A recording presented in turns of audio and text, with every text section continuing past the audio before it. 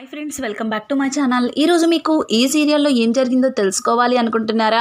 అయితే వెంటనే మనం సీరియల్లోకి వెళ్దాం. ఇక పద్మావతి అయితే ఇంటికి వెళ్ళడానికి తన బైక్ని తీస్తుంటుంది. కానీ తన బండి ఎంత స్టార్ట్ చేసినా సరే స్టార్ట్ అవ్వదు. ఏమైంది గరుడ, నీకు ఇంతసేపు స్టార్ట్ చేసినా స్టార్ట్ అవ్వవేంటి అని అంటుంటే, అమ్మి నాకు జ్వరం వచ్చి ఉండదమ్మి, నిన్న వర్షంలో తడిసుండాను కదా, అందుకే ఈ ఒక్క రోజుకి నువ్వు ఆటోలో పో అమ్మి, రేపటికి నేను సెట్ అయిపోతాను కదా అని చెప్పి ఇక గరుడ పద్మావతితో మాట్లాడుతుంది. అలా పద్మావతి బండితో మాట్లాడడం చూసిన విక్రమాదిత్య అయితే, ఏంటి ఈ పద్మావతి తనలో తను మాట్లాడుకుంటుంది, దీనికి పిచ్చి బాగా ముదిరినట్టుంది, నాకెందుకు అన్నట్టుగా ఇక విక్రమాదిత్య అక్కడి నుంచి వెళ్ళిపోతుంటే, ఇక తనతో పాటు వర్క్ చేసే గాయత్రి విక్కీని చూసి విక్కీ గారు అని పిలుస్తుంది. ఒక్కసారిగా ఆ పిలుపు విని పద్మావతి, ఏంటి విక్కీ గారా అని చెప్పి వాళ్ళిద్దరి వైపు చూస్తుంది. ఇంకా విక్కీ, ఆ గాయత్రి గారు ఏంటి చెప్పండి అని అడగడంతో, ఏంటండి నడుచుకుంటూ వెళ్తున్నారు, మీరు ఆఫీస్కి బైక్ అది అని అంటుంటే, బైక్ ఏం లేదండి, నేను బస్లో వెళ్తాను, నాకు అలవాటే అని చెప్పి ఇక విక్కీ గాయత్రితో మాట్లాడుతుంటే, ఇదంతా చూస్తున్న పద్మావతి, ఏంటి కథ చాలా దూరం వచ్చినట్టుంది, ఏ గాయత్రి తన గురించి నీకెందుకు అని చెప్పి పద్మావతి గాయత్రితో మాట్లాడుతుంటే, ఆ మాటలకి గాయత్రి, పద్మావతి ఉదయం నీతో చెప్పాను కదా, మహేష్ బాబులాగా 6 అడుగులున్నాడు, అలాగే ప్రభాస్ లాగా అందగాడు అని చెప్పి, ఇదిగో తను ఇతనే, చూడు ఎంత బాగున్నాడు, చూడగానే ఫ్లాట్ అయిపోయేటట్టు, చూడు పద్మావతి, ముందుగానే నేను కర్చీఫ్ వేసేసాను, ఈ విషయంలో నువ్వు పోటీకి రావద్దు అని అంటుంటే, పద్మావతి మనసులో కాస్త జలస్ ఫీల్ అయి, ఏంటి నా మగుడు విషయంలో నన్ను దూరొద్దని చెప్తుందా, ఇది నేను ఊరుకుంటే ఆయన్ని ఎగరేసుకుపోయేలా ఉంది అని చెప్పి ఇక పద్మావతి అయితే కంగారు పడుతుంటుంది. ఇంకా గాయత్రి విక్కీ దగ్గరికి వెళ్ళి, విక్కీ గారు మీరేమనుకోరంటే మిమ్మల్ని నా స్కూటీ మీద నేను డ్రాప్ చేస్తాను అని చెబుతూ ఉంటే, ఆ మాటలకి విక్కీ పద్మావతి వైపు చూస్తూ, పర్వాలేదులేండి నేను బస్సులో వెళ్తాను, నాకు అలవాటే అని చెప్పి విక్కీ మొహమాట పడుతుంటే, గాయత్రి పద్మావతితో, పద్మావతి నువ్వైనా చెప్పు, తనని నేను డ్రాప్ చేస్తానని, నేను కూడా అటువైపు వెళ్తున్నాను అని చెప్పి ఇక గాయత్రి పద్మావతికి రిక్వెస్ట్ చేస్తుంది. పద్మావతి అడుగుతుందిగా, ఎక్కండి విక్కీ గారు, ఆలోచిస్తున్నారేంటి అని చెప్పి కావాలని వెటకారంగా పద్మావతి మాట్లాడుతుంది. అదే టైంలో ఇక యశోధర్ కూడా ఆఫీస్ నుంచి బయటికి వస్తారు. యశోధర్ని చూసిన గాయత్రి, పద్మావతి, విక్కీ బాస్ వస్తున్నారని చెప్పి ఇక స్టడీగా నుంచుంటారు.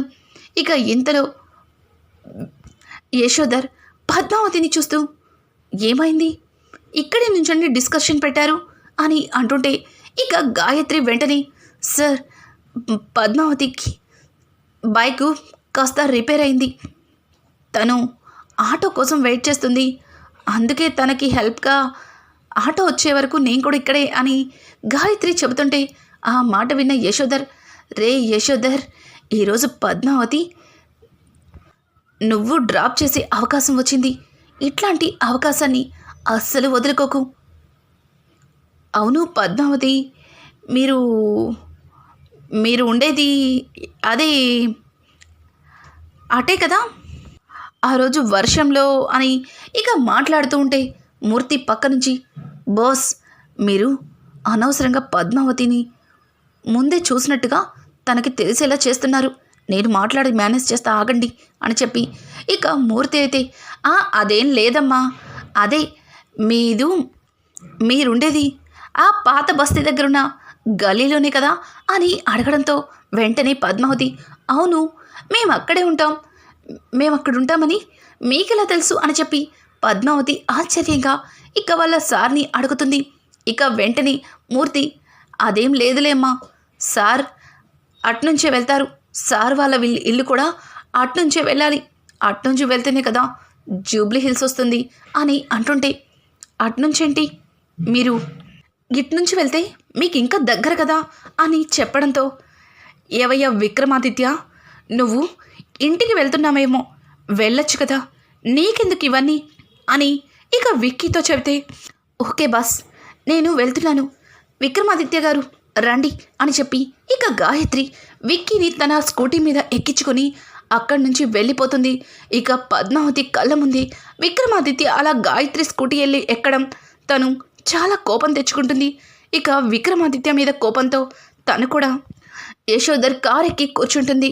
యశోధర్, పద్మావతి గారు వెనక కూర్చున్నారేంటి, ఎదురు కూర్చోండి అని అడగడంతో, పర్వాలేదు సార్, నేను ఇక్కడే కూర్చుంటాను, నాకు ఇక్కడే కంఫర్ట్గా ఉంది అని అంటుంటే, ఇక మూర్తి కార్ ఎక్కబోతుంటే, మూర్తి, నువ్వు పద్మావతి బైక్ని రిపేర్ చేయించి వాళ్ళ ఇంటి దగ్గర పెట్టు అని చెప్పి ఇక పద్మావతి వైపు చూస్తూ, చూడండి పద్మావతి గారు, నేను డ్రైవర్ని కాదు, మీరు ఎదురుకొస్తే అని అంటుంటే, సారీ అండి, సారీ, అంతా ఆలోచించలేదు, ఇక్కడే కూర్చుంటాను అని చెప్పి ఇక పద్మావతి ముందుకు వచ్చి కూర్చుంటుంది. ఇంకా ఇంటికి వెళ్తూ యశోధర్ అయితే పద్మావతిని చాలా హ్యాపీగా అలానే చూస్తూ ఉంటాడు. పద్మావతి అది గమనించి కాస్త ఇబ్బంది పడుతూ, సార్, ఎదురు చూసి నడపండి సార్, నాతో ఏమైనా చెప్పాలా అని చెప్పి పద్మావతి 2-3 సార్లు ఇక యశోధర్ని అడుగుతుంది. యశోధర్, ఇంతకీ మీ నాన్నగారు ఏం చేస్తారు, అలాగే మీ అమ్మగారు మీకులానే ఉంటారా అని చెప్పి ఇక వాళ్ళ ఇంట్లో అన్నీ అడుగుతూ ఉంటాడు. పద్మావతికి ఇష్టం లేకపోయినా ఇబ్బంది పడుతూ చెబుతుంటుంది. ఇంతలో పద్మావతి వాళ్ళ ఇల్లు రానే వస్తుంది. సార్, ఇక్కడ ఆపండి సార్, ఇక్కడి నుంచి నేను వెళ్ళిపోతాను అని అంటుంటే, పర్వాలేదు, మీ ఇల్లు ఎక్కడో చెప్పు, అక్కడే డ్రాప్ చేస్తాను అని అడగడంతో, సార్, ఇది మీ కార్ వచ్చేంత ప్లేస్ ఇక్కడ ఉండదు సార్, నడుచుకుంటూనే వెళ్ళాలి, పర్వాలేదు, నేను నడుచుకుంటూనే వెళ్తాను అని చెప్పి ఇక పద్మావతి అంటుంటే, అదేంటి, కనీసం ఇంటికి పిలిచి ఒక కాఫీ కూడా అని చెప్పి ఇక యశోధర్ అడుగుతుంటే, సారీ సార్, ఇంకోసారి కంపల్సరీ మిమ్మల్ని పిలుస్తాను, సారీ అని చెప్పి ఇక థ్యాంక్స్ చెప్పి అక్కడి నుంచి పద్మావతి వెళ్ళిపోతుంది. పద్మావతి వెళ్ళిపోయిన తర్వాత ఇక అట్నుంచి వచ్చిన విక్రమాదిత్య కూడా అక్కడే దిగుతాడు. విక్కీని చూసిన యశోధర్ కోపంగా మిస్టర్ విక్రమాదిత్య అని పిలవడంతో విక్కీ యశోధర్ని చూస్తాడు. ఇదేంటి, వీడు ఇక్కడున్నాడు, కొంపతీసి పద్మావతికి నా మీద వీడికి ఏమన్నా అనుమానం వచ్చిందా ఏంటి, లేదు లేదు, వీడికి అట్లాంటి అనుమానం రాకుండా ఏదో ఒకటి మేనేజ్ చేయాలి అని చెప్పి ఇక విక్కీ అయితే, సార్, మీరేంటి ఇక్కడ అని అడగడంతో, ఏం లేదు, పద్మావతిని డ్రాప్ చేయడానికి వచ్చాను, నువ్వేంటి ఇక్కడ, నీ ఇల్లు కూడా ఇక్కడేనా అని అడగడంతో ఇక విక్కీ అయితే, అవును సార్, మా ఇల్లు కూడా ఇక్కడే, ఏంటి, పద్మావతి గారి ఇల్లు కూడా ఇక్కడేనా, ఇంతకుముందు ఎప్పుడు పద్మావతి గారిని చూడనేలేదే అని అంటుంటే, ఇంతకుముందు ఎలా చూడలేదో ఇప్పుడు కూడా అలాగే చూడకు, అర్థమవుతుంది కదా, తిన్నగా మీ ఇంటికి వెళ్ళు అని చెప్పి ఇక యశోధర్ అక్కడి నుంచి వెళ్ళిపోతాడు. యశోధర్ వెళ్ళిన తర్వాత విక్కీ అయితే యశోధర్ అన్న మాటల్ని గుర్తు చేసుకొని, ఏంటి, నా పెళ్ళాన్ని నేను చూడకూడదా, నా పెళ్ళంతో నేను మాట్లాడకూడదా, నా పెళ్ళం గురించి నేను ఆలోచించకూడదా, ఇవన్నీ చెప్పడానికి అసలు వీడెవడు అని అనుకుంటూ అక్కడి నుంచి విక్కీ లోపలికైతే వెళ్తాడు. విక్కీ లోపలికి వెళ్ళేసరికి పద్మావతి పాపని ఎత్తుకొని చాలా ముచ్చటగా ఆడిస్తూ పాడిస్తూ ఉంటుంది. ఇక పద్మావతిని చూసిన విక్కీ చాలా అంటే చాలా ఆప్యాయంగా పద్మావతి ఎత్తుకున్న పాప దగ్గరికి వెళ్తాడు. ఇక పాప పద్మావతి దగ్గర నవ్వుతూ కనిపిస్తుంది. పద్మావతి, ఈ పాపని చూస్తుంటే అచ్చం అక్కడే చూస్తున్నట్టు అనిపిస్తుంది కదా అని చెప్పడంతో, అవునండి, నాకు కూడా ఈ పాపని చూస్తున్నప్పుడల్లా వదిన్ని చూస్తున్నట్టే అనిపిస్తుంది, పాప నిజంగా అచ్చం వదినలాగే ఉంది కదా అని చెప్పి ఇక పద్మావతి అంటుంది. కొద్దిసేపటికి విక్కీ నార్మల్ అయ్యి, ఏయ్, నువ్వేంటి వాడి కారు ఎక్కొచ్చో అని అడగడంతో, ఏంటి అలా అడుగుతున్నారు? మరి మీరేమన్నా తక్కువ తిన్నారా? ఏదో గాయత్రి పిలిచింది, అంత మాత్రానికి ఊపుకుంటూ వెళ్ళి తన బైక్ ఎక్కి రాలేదు. ఒక అమ్మాయి పిలవడం ఆలస్యం, వెంటనే సొంగ కార్చుకుని మరీ వెళ్ళిపోతారు అని చెప్పి ఇక పద్మావతి అయితే విక్కీ మీద చిరాకు పడుతుంది. ఓ, వేరే అమ్మాయితో బండెక్కేసరికి అమ్మాయి గారిలో జలస్ మొదలైందనమాట. ఇక నిన్ను ఆడుకుంటాను చూడు అని చెప్పి పద్మావతి వైపు చూస్తూ విక్కీ అనుకుంటాడు. ఇంకా పద్మావతి కూడా ఈ టెంపరోడు ఎప్పుడు ఎలా ఉంటాడో అస్సలు తెలీదు అని చెప్పి ఇక పద్మావతి లోపలికి వెళ్ళిపోతుంది. ఇద్దరు ఫ్రెష్ అయ్యి భోజనం దగ్గరికి వస్తారు. ఇక అరవింద్ అయితే విక్కీకి ఫోన్ చేస్తుంది. విక్కీ ఫోన్ చూసి, అక్క, నువ్వు మళ్ళీ ఎప్పుడు ఫోన్ చేస్తావని ఎదురు చూస్తున్నానక్క, ఎలా ఉన్నావు అని అడగడంతో, రే విక్కీ, నేను బాగానే ఉన్నానురా. నేను నీ ప్రేమ ఉన్నంత వరకు నేను బాగానే ఉంటాను. ఆ నీచుడు నన్నేమి చెయ్యడు. కానీ అమ్మని చూడాలనిపిస్తుందిరా విక్కీ, ఒక్కసారి వీడియో కాల్ చేయవా, అమ్మని చూడాలనిపిస్తుంది అని అడగడంతో, అమ్మని చూడాలనిపిస్తుందా, అది అని చెప్పి ఇక విక్కీ తడబడుతుంటే ఇంతలో పక్కనే ఉన్న పద్మావతి, వదిన, మీ అమ్మగారిని నేను చూపిస్తాను, ఆగండి అని చెప్పి ఇక వెంటనే పద్మావతి ఫోన్ కట్ చేస్తుంది. విక్కీ, ఏయ్ మెంటల్, ఇప్పుడు అమ్మని ఎలా చూపిస్తావు? అమ్మ లేదన్న సంగతి అక్కకి తెలిస్తే అక్క తట్టుకోలేదు. అసలు నీకు అర్థమవుతుందా అని చెప్పి విక్కీ పద్మావతిని తిడుతుంటే ఇంతలో పద్మావతి డైరెక్ట్గా వీడియో కాల్ చేసేస్తుంది. ఏయ్, చెప్తుంటే అర్థం కావట్లేదా? అక్కకి వీడియో కాల్ చేస్తున్నావు, ఎవరిని చూపిద్దామని అని చెప్పి ఇక విక్కీ పద్మావతి మీద అరుస్తూ ఉంటాడు. ఇంతలో పద్మావతి ఊయలలో ఉన్న ఆ చిన్న పాపని చూపించడంతో ఒక్కసారిగా అరవింద చాలా హ్యాపీగా ఫీల్ అవుతుంది. రే విక్కీ, అమ్మ నీ దగ్గర చాలా సంతోషంగా ఉందని నాకు అర్థమవుతుంది. అమ్మ ఎంత చక్కగా ఉందిరా, అచ్చం అమ్మని చూస్తున్నట్టే ఉంది అని చెప్పి ఇక అరవింద్ అయితే చాలా ఎమోషనల్గా పాపని చూస్తూ ఇక ఏడుస్తూ ఆనందపడుతూ విక్రమాదిత్యతో మాట్లాడుతుంది. విక్కీ ఆ పాప తన సొంత బిడ్డ కాదని చెప్పలేక తనలో తను చాలా కుమిలిపోతాడు. ఇక అరవింద్ అయితే, రే విక్కీ, సరే ఉంటాను, ఆ నీచుడు వస్తున్నట్టున్నాడు అని చెప్పి ఇక ఫోన్ కట్ చేస్తుంది. ఫోన్ పెట్టేసిన మరుక్షణం విక్రమాదిత్య అయితే పద్మావతితో, ఏ మెంటల్, నువ్వేం చేస్తున్నావో నీకేమన్నా అర్థమవుతుందా? ఇప్పుడు ఈ పాపని చూపించావు, రేపొద్దున అక్క వచ్చి అమ్మ ఎక్కడా అని అడిగితే ఈ పాపని చూపిస్తే అక్క నమ్ముతుందా? అక్కకి తన బిడ్డ తెలీదా అని అంటుంటే ఆ మాటలకి పద్మావతి, చూడండి, చిన్నప్పుడు అందరి పిల్లలు ఒకలాగే ఉంటారు, అందుకే వదినని సంతోషంగా ఉంచడం కోసం ఈ బిడ్డని తన బిడ్డగా చూపించాను. నిజంగా వదిన వచ్చి బిడ్డ గురించి అడిగితే మనం అలాగే ఉంటామా? ఈలోపు ఆ బిడ్డ ఎక్కడ ఉందో తెలుసుకోవాలి అని చెప్పి ఇక పద్మావతి అయితే విక్కీతో చెప్తుంది. ఇది ఇలా ఉండగా దివ్య అయితే వీళ్ళ ఓవర్ యాక్షన్ చూసి తట్టుకోలేక చాలా విసుగ్గా, పిన్ని, చూసావుగా, ఆ పద్మావతి చివరికి అక్కని కూడా వీళ్ళు తీసుకొచ్చిన అనాథ బిడ్డని తన బిడ్డలా చూపించాలని అనుకుంటుంది. ఈ పద్మావతి ఇదంతా తన గ్రిప్లో పెట్టుకోవడానికి ప్లాన్ చేస్తుంది అని చెప్పి కావాలని కుచులకి ఇంకాస్త ఎక్కిస్తుంది. కుచుల కోపంగా, పద్మావతి, నువ్వేం చేస్తున్నావు? అరవింద బిడ్డని, ఈ అనాథ బిడ్డని చెప్తావా? అసలు నిన్ను ఎవరు చెప్పమన్నారు? నిజం తెలిసి అరవింద నిలదీస్తే ఏం సమాధానం చెప్తావు అని అడగడంతో, అది అత్తయ్య, అది అని చెప్పి ఇక పద్మావతి ఏదో చెప్పబోతుంటే ఇంతలో విక్కీ వాళ్ళ నాన్నమ్మ వచ్చి కుచల అని గట్టిగా అరుస్తుంది. ఇక కుచల అయితే, చూడండి అత్తయ్య, అరవింద తన బిడ్డ కోసం అడిగితే ఈ అనాథ బిడ్డని అరవింద బిడ్డగా ఫోన్లో చూపిస్తుంది పద్మావతి. అరవింద నిజంగానే వచ్చి తన బిడ్డ గురించి నిలదీస్తే అప్పుడు ఏం సమాధానం చెప్తుంది అని కుచల అంటుంటే కుచల మాటలకి ఇక విక్కీ వాళ్ళ నాన్నమ్మైతే, పద్మావతి చేసిన దానిలో తప్పేముంది? అరవింద దూరంగా ఉంది, పైగా కుటుంబానికి అలాగే తన బిడ్డకి దూరం అయ్యిందని తను ఎంతగానో కుమిలిపోతుంది. ఇప్పుడు బిడ్డ శాశ్వతంగా ఎవ్వరికీ దక్కలేదని తెలిస్తే తను ఇంకా బాధపడుతుంది. పద్మావతి చేసిన దానిలో తప్పేముంది?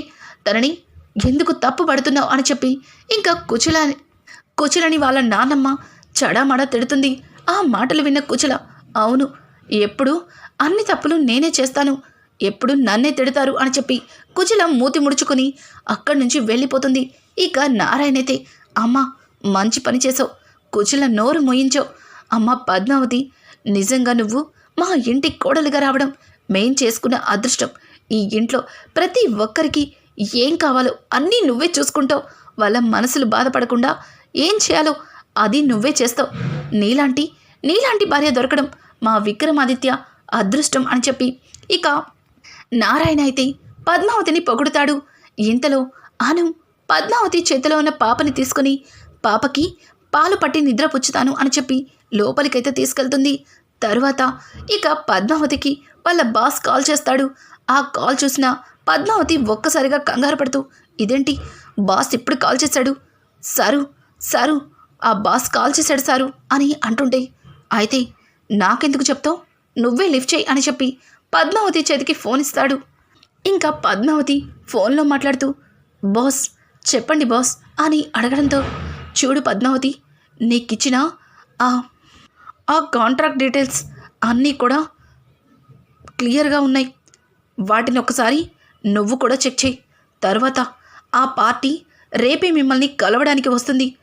ఆ పార్టీ వాళ్ళు చెప్పిందంతా నువ్వు ఫైల్ చేయి. ఇది నా డ్రీమ్ ప్రాజెక్ట్, దీన్ని ఎట్టి పరిస్థితుల్లోనూ మిస్ చేయకూడదు. మనం చెప్పే డీటెయిల్స్ వాళ్ళకి బాగా నచ్చాలి అని చెప్పి ఇక వాళ్ళ బాస్ పద్మావతితో చెప్పడంతో, ఓకే సార్, నేను అదంతా చూసుకుంటాను అని చెప్పి కాల్ కట్ చేస్తుంది. ఇక్కడ యశోధర్ వాళ్ళ అమ్మ అయితే, ఏంట్రా అమ్మాయినా, అమ్మాయితో నువ్వు మాత్రమే మాట్లాడుతున్నావు, నాకు అస్సలు ఫోన్ ఇవ్వట్లేదు, ఒక్కసారి అమ్మాయికి ఫోన్ చేయరా, అమ్మాయి వివరాలు తెలుసుకుంటాను, ఇప్పుడే వెళ్ళి వాళ్ళ అమ్మ నాన్నలతో మాట్లాడతాను. నీకు నచ్చిన అమ్మాయి అంటే అసలు ఆ అమ్మాయి ఎలా ఉంటుందో తెలిసిందే కదా, చెయ్యరా అని చెప్పి వాళ్ళ అమ్మ యశోధర్ని అడుగుతుంటుంది. ఇక యశోధర్ అయితే, చూడు సుగుణ, ఇప్పుడు నువ్వు కొంప ముంచేలా ఉన్నావు. ముందు తనకి నా మీద ఇష్టం ఉందో లేదో తెలుసుకోవాలి. అలాగే నా ప్రేమని తనకు చెప్పాలి. తను పరిచయం అయ్యి ఒక్కరోజు మాత్రమే అయ్యింది. ఒక్కరోజులో తనేంటో తెలియకుండా వెళ్ళి పెళ్లి సంబంధం మాట్లాడుతా అంటున్నావేంటి అని అంటుంటే, ఏంట్రా ఏం మాట్లాడుతున్నావు, మన స్టేటస్ ఏంటి, మనమేంటి, ఖచ్చితంగా వాళ్ళ అమ్మ నాన్న ఒప్పుకుంటారు, నీకేం తక్కువ, మహారాజులా ఉంటావు అని చెప్పడంతో, అమ్మా పద్మావతి, నువ్వు అనుకున్నట్టుగా ఆస్తులు అంతస్తులకి ఆశపడే వ్యక్తిలా కనిపించటం లేదు. తను పద్ధతులే వేరు, తను బిహేవియరే చాలా డిఫరెంట్. అందుకే నాకు కొద్ది రోజుల టైం ఇవ్వు, త్వరలోనే తనని ఇంటికి తీసుకొస్తాను అని చెప్పి ఇక యశోధర్ వాళ్ళ అమ్మతో చెప్పడంతో, చూడు, 10 రోజుల్లో ఆ అమ్మాయి ఈ గడపలో అడుగు పెట్టాలి. లేకపోతే నువ్వు చెప్పినా సరే, ఆ దేవుడు చెప్పినా సరే వినను. వచ్చి నా కోడల్ని నా ఇంటికి తెచ్చేసుకుంటాను అని చెప్పి ఇక యశోధర్ వాళ్ళ అమ్మ మాట్లాడుతూ లోపలికి వెళ్ళిపోతుంది.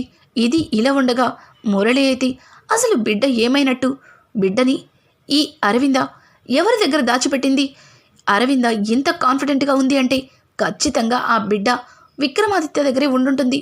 కానీ విక్కీ దగ్గర బిడ్డ ఉంటే ఖచ్చితంగా దివ్య ఫోన్ చేసి చెప్తుంది కదా. కానీ దివ్య ఫోన్ చేసి చెప్పలేదు అంటే బిడ్డని విక్రమాదిత్య దగ్గర కూడా దాచిపెట్టలేదు. ఈ అరవింద బిడ్డని ఎక్కడ దాచినట్టు, అసలు బిడ్డని ఏం చేసినట్టు, ఎలా అయినా సరే ఆ బిడ్డని కనిపెట్టాలి, ఆస్తిని నా చేజెక్కించుకోవాలి. ఆ బిడ్డ నా చేతికి దొరకనంత వరకు ఈ అరవింద ఆడిన ఆటలు, చేసిన పనులు భరించక తప్పదు అని చెప్పి మురళి తన మనసులో అనుకుంటాడు. ఇక పద్మావతి ఉదయాన్నే ఆఫీస్కి సిద్ధమయ్యి వాళ్ళ బాస్ చెప్పిన వాళ్ళు చేసే ఆ ప్రాజెక్ట్కి ఆ పార్టీతో మాట్లాడడానికైతే వెళ్తారు. అక్కడ ఉన్న మురళిని చూసి ఒక్కసారిగా షాక్ అవుతుంది పద్మావతి అయితే. ఇక మురళి కూడా పద్మావతి విక్కీలను చూసి షాక్ అయిపోతాడు. అసలు పద్మావతి విక్కీలు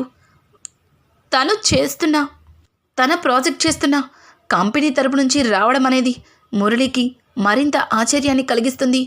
ఇక మోసపూరితమైన ఈ మురళి కాంట్రాక్ట్ పద్మావతి వాళ్ళ కంపెనీ తీసుకుంటుందా? మురళి మోసాన్ని ఇక వాళ్ళ బాస్ యశోధర్తో చెప్పి మురళిని యశోధర్తోనే బుద్ధి చెప్పిస్తుందా? రానున్న ఎపిసోడ్స్ అయితే మరింత ఇంట్రెస్టింగ్గా ఉన్నాయి. ఈ వీడియో మీకు నచ్చినట్టయితే లైక్ చేసి సబ్స్క్రైబ్ చేసుకోవడం మాత్రం మర్చిపోకండి. Thanks for watching.